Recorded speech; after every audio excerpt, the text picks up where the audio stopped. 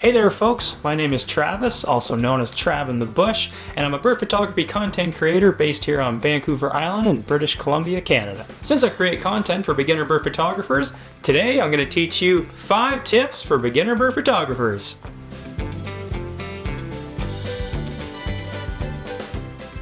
Tip number 1, shoot during the best time of day. And for bird photography, the best time is the morning. Birds have been sleeping and resting all night, so in the morning, they're ready to sing and they're ready to eat. Also, shooting early in the morning will provide you with the best light, golden hour light. Golden hour takes place for 1 hour as the sun is rising. During that time, the sun is sitting at a low angle in the sky, which is providing perfect lighting conditions. Tip number 2 is to know the bird's behavior.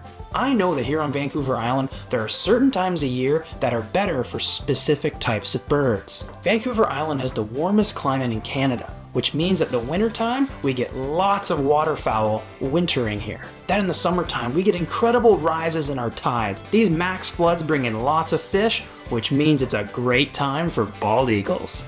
Knowing how the birds behave in your area will help you know when that specific bird is around for you to get the shot.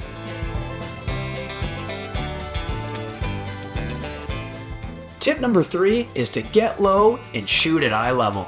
This is a common tip you're going to hear throughout your wildlife or bird photography journey, but it's for good reason. Shooting at eye level really makes the viewer enter the bird's world, and it just creates an overall more pleasing image.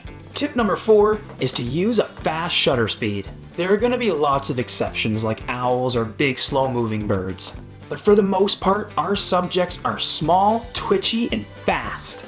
When shooting birds, using a shutter speed of around 1/2000th of a second is a real nice safe zone. 1/2000th of a second may seem really high, but trust me, they are a lot faster and twitchier than you think. Shooting around that safe zone will make sure that you go home with a lot less blurry photos and more sharp photos.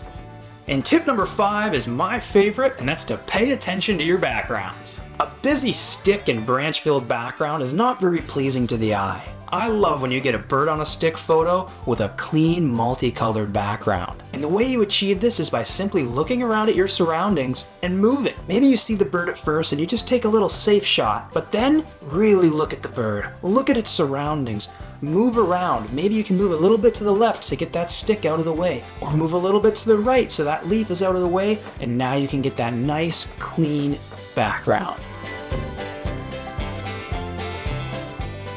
Well, that's it, folks. Thanks for watching, and if you want to check out more, check out my Instagram @TravInTheBush, or go to my website, travinthebush.com.